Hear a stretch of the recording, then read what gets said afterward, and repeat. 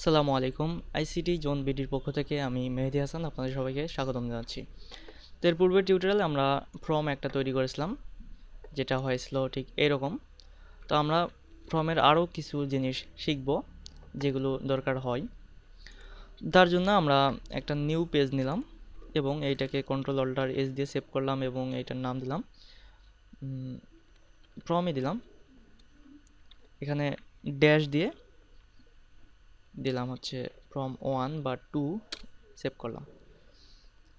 তো এটা কিন্তু সেভ হয় নাই, কারণ এইটা দেখেন যে .txt, তো এটা ভুল হয়েছে। তার কারণ হচ্ছে এখানে অবশ্যই .html দিয়ে দিতে হবে। তো বুঝতে পারলেন যে ভুল হলে কি জিনিসটা হয়। .html দিলাম, এখন কিন্তু পুরোপুরিভাবে আমাদের HTML ফাইল হয়ে গেছে এবং আমাদের যে from.html এইটার থেকে পুরোটাই কোড, অর্থাৎ Ctrl+A দিয়ে সিলেক্ট করে Ctrl+C দিয়ে কপি করে Ctrl+V দিয়ে পেস্ট করলাম, অর্থাৎ ওইগুলোই নিলাম। আবার এটাকে যদি এখন সেভ করি এবং লঞ্চের ফায়ারফক্স এটাতে ক্লিক করলাম, এরকম আসলো, অর্থাৎ আগের সেই ফর্মটাই।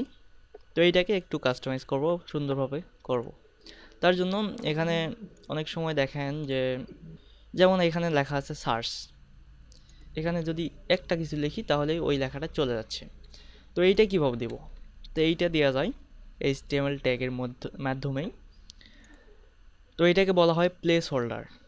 আপনি এইখানে ফার্স্ট নেম, অর্থাৎ ফার্স্ট নেমের যদি ইনপুট ট্যাগের ভিতরে এখানে আরেকটা স্পেস দিয়ে যদি লিখে দেন placeholder equal double quotation, এর মধ্যে যদি লেখেন যে এখানে লিখলাম যে FIRST ফার্স্ট নেম। এখন যদি সেভ করি এবং আমাদের ব্রাউজারে গিয়ে আমাদের যে পেজ সেটাকে আবার রিলোড দেই, তাহলে দেখবেন যে আপসা আপসা করে লেখা আসতেছে ফার্স্ট নেম। যদি আমরা কিছু একটা লিখি তাহলে ওই ফার্স্ট নেম লেখাটা চলে যাচ্ছে। তো আশা করি বুঝতে পারলেন যে প্লেস হোল্ডারের কাজ কি। তো আমি প্রত্যেকটাতেই দিয়ে দেই, যেমন এখান থেকে কপি করলাম, অবশ্যই বানানগুলো ঠিক রাখতে হবে।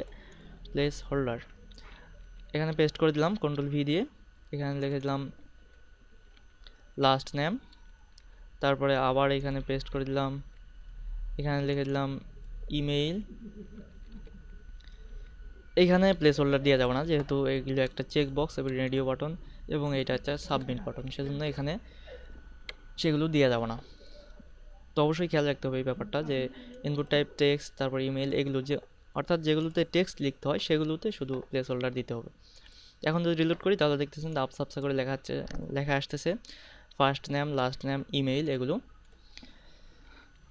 তো আরেকটা জিনিস দেখাচ্ছি, সেটা হচ্ছে এখানে যদি আপনি ক্লিক করেন তাহলে ক্লিক সাবমিট হয়ে যাচ্ছে, কিন্তু আপনি ফাঁকা রেখে যদি সাবমিট করেন তাহলে সেটা সাবমিট হবে না। এইটাকে আটকানো যায়।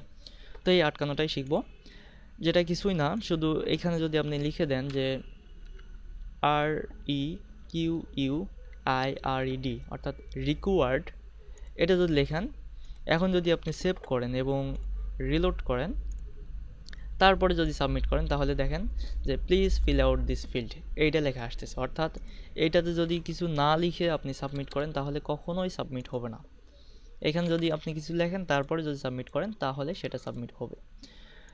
তো আপনি চাচ্ছেন যে ইমেইলকেও আপনি ফর্ম পূরণ করে তারপরেই সাবমিট করাতে চান, তাহলে ঠিক একইভাবে আপনি ইমেইলের ঠিক এইখানে আরেকটা স্পেস দিয়ে এখানে লিখে দিবেন যে REQUIRED রিকোয়ার্ড।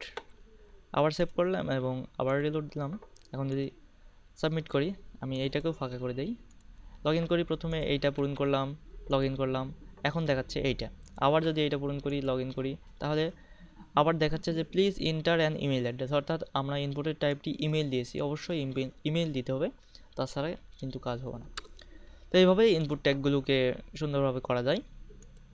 তারপর আরও একটা জিনিস করা যায়, যেটা হচ্ছে, তো এখানে দেখুন যে এই যে একটা টেক্সট লেখার জন্য লাফালাফি করতেছে, তো এইটা অটোমেটিকভাবেই আনা যায়, যে আপনি ওই পেজে যাওয়ার সঙ্গে সঙ্গেই দেখবেন যে ওইখানে লাফাচ্ছে এইটা।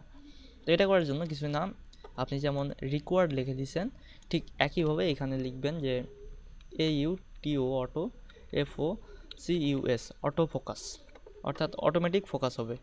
তার জন্য আমি প্রথমটাতেই দিয়েছি।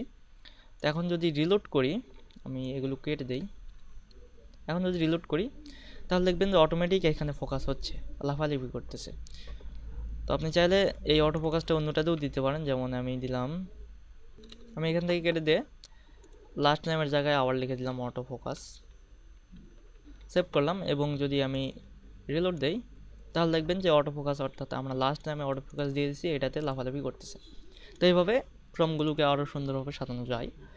যেটুকু প্রয়োজন হয় আমি সেইটুকুই দেখাইছি। তো আশা করি বুঝতে পারছেন এই ব্যাপারগুলো।